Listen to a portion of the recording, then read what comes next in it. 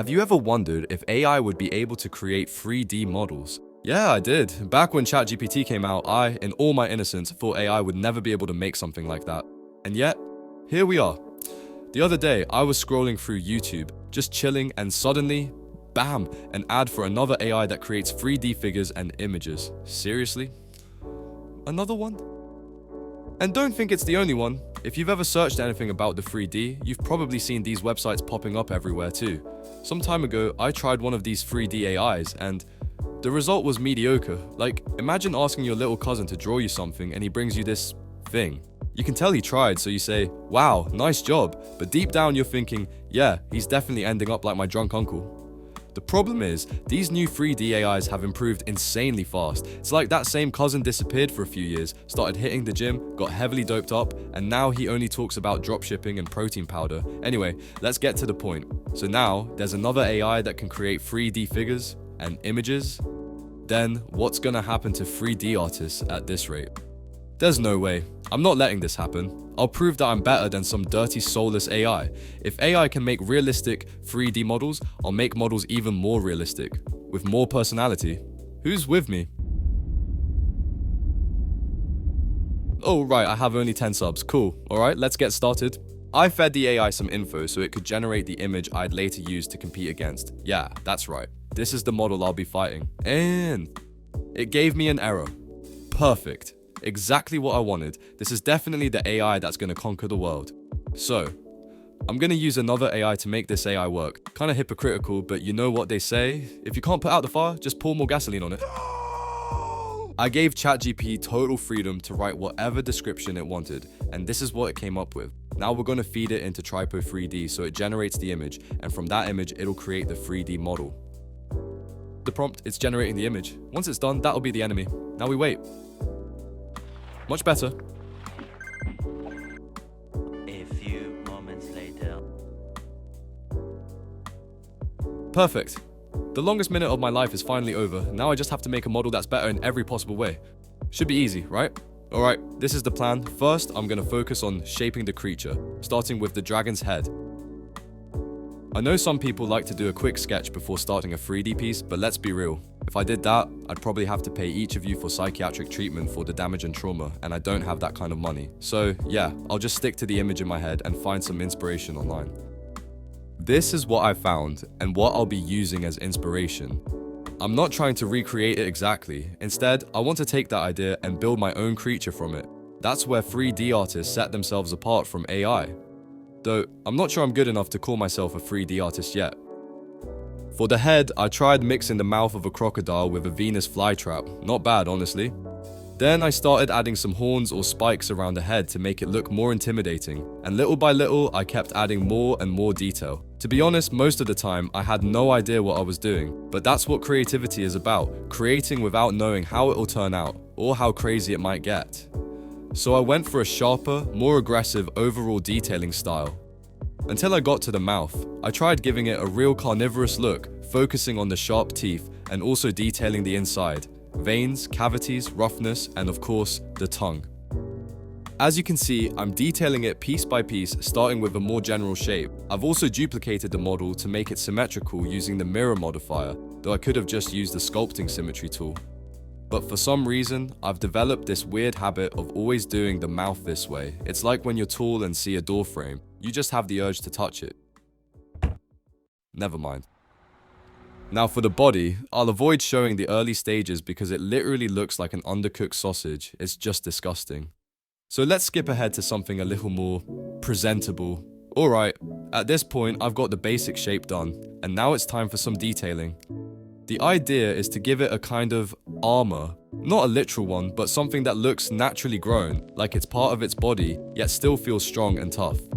This is how it's looking so far, and honestly, I really like it. What I love the most is that it's not symmetrical.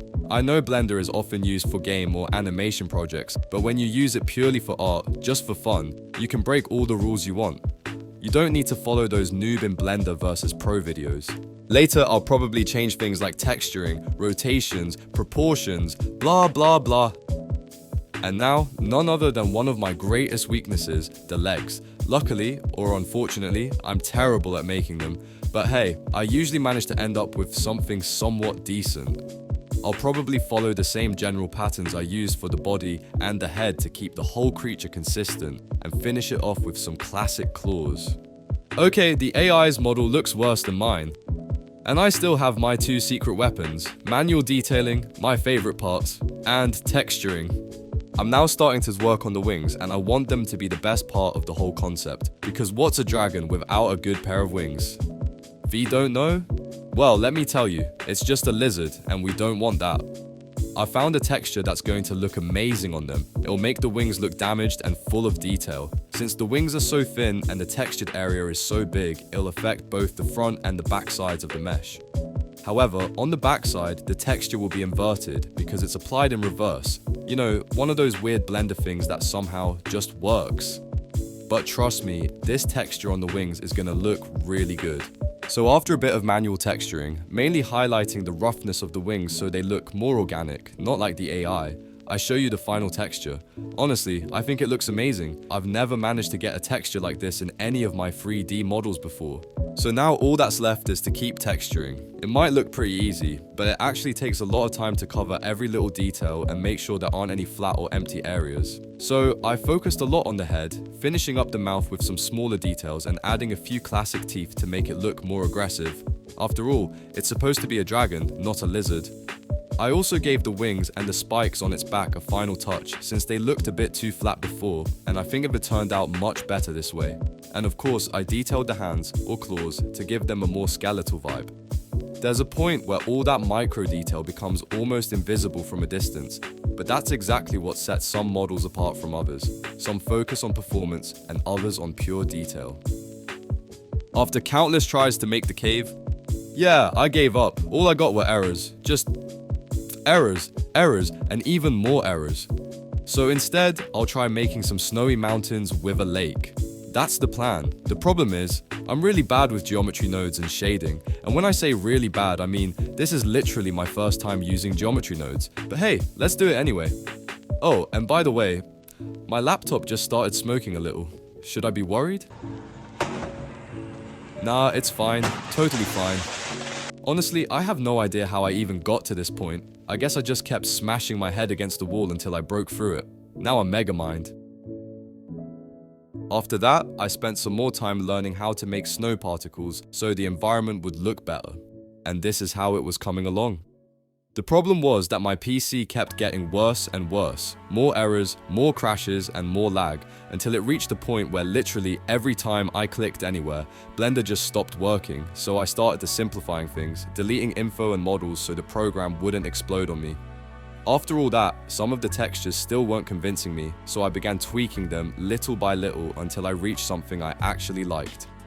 And this is how the mountains turned out, but you're probably thinking the same thing I was. They looked super flat. So I decided to model some gems or crystals to give the environment a more mystical vibe. And when I finished them, yeah, same problem. Everything still looked flat. So I also added some mushrooms on the mountain walls. Then I gave them some texture, changed colors several times, including the dragon's color, which I also changed because it didn't really fit in the environment. I went through a bunch of versions, from the original blue to purple and finally to the new blue. And honestly, that was mainly because the legs just weren't popping out from the rest of the body. And here's the final shader result. Honestly, for how bad I am at this, it turned out pretty good. I love the bump effect on the surface. So, here's the final comparison. On the left, the AI's model, clean, simple, not bad at all for an AI. And on the right, mine, more life, more movement, more me. Honestly, I still think we're above AI, at least for now. Because yeah, AI can create something that looks real, but it can't feel what it's like to spend 5 hours fixing a mesh only to realize you were working on the wrong layer. If I had to rate it, structure, 4 out of 5, love the movement and how it looks mid-air. Texturing, 4 out of 5, those wing textures are some of my best. Material, 3.5 out of 5, it's cool, not much to add. Scene, maybe 4 or 3.5 out of 5, it's my first time doing something in this complex. Overall, solid 7.5 out of 10. But honestly, I'm proud of this. I've never felt this happy after finishing a model. I know it's not perfect, I know I'm not the best, but everything I know about Blender I learned by myself through trial, error, and some amazing tutorials.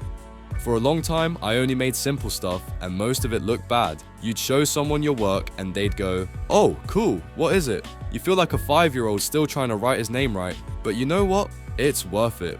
When you finally see your finished model, you feel complete, even if just few seconds. And that's something AI will never understand.